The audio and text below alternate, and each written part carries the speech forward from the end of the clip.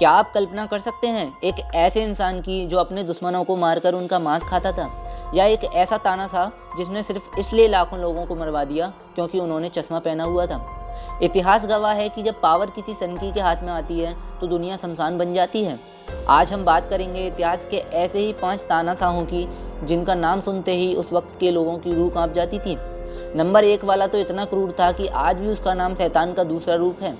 नमस्ते दोस्तों, अमित इन लाइनर में आपका स्वागत है। चलिए शुरू करते हैं यह खौफनाक सफ़र। हमारी लिस्ट में नंबर 5 पर है युगांडा का मैडमैन इदी अमीन।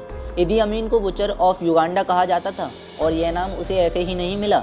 इसने अपने 8 साल के राज में करीब 5 लाख लोगों को मौत के घाट उतार दिया। लेकिन इसका पागलपन सिर्फ मारने तक सीमित नहीं था। अफवाहें तो यहाँ तक थीं कि इदी अमीन नरबख्शी था। कहा जाता है कि वो अपने दुश्मनों के कटे हुए सिर अपने फ्रिज में रखता था ताकि वो उनसे बात कर सके। वो खुद को स्कॉटलैंड का आखिरी राजा और पृथ्वी के सारे जानवरों का भगवान जैसी अजीब व गरीब उपाधियाँ देता था। हंसी और खौफ का ऐसा मिश्रण शायद ही दोबारा देखा गया हो। अब बात करते हैं नंबर 4 की। नंबर 4 पर है नॉर्थ कोरिया का वो तानाशाह जिसने अपने देश को दुनिया से काट दिया, किम जोंग इल। आज के किम जोंग उनके पिता। किम का पागलपन उसकी क्रूरता से ज़्यादा उसकी झूठी कहानियों में था। उसने अपने लोगों को यह विश्वास दिला रखा था कि वो कोई आम इंसान नहीं बल्कि एक देवता है। स्कूलों में पढ़ाया जाता था कि किम जोंग इल को कभी टॉयलेट जाने की ज़रूरत नहीं पड़ती थी और उसने दुनिया भर में हैमबर्गर का आविष्कार किया है।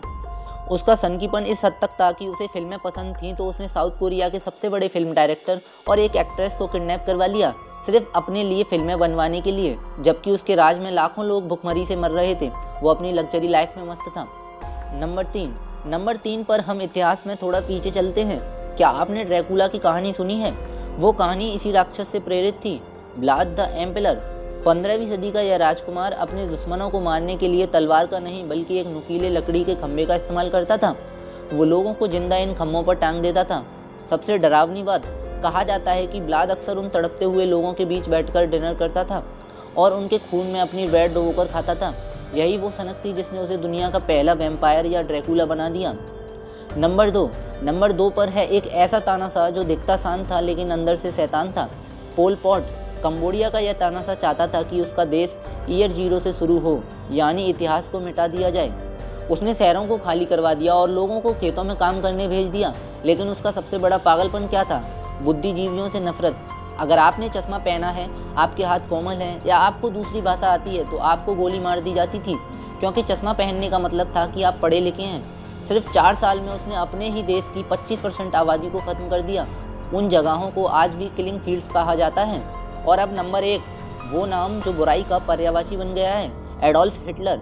हिटलर का पागलपन किसी एक व्यक्ति के खिलाफ नहीं बल्कि पूरी मानवता के खिलाफ था।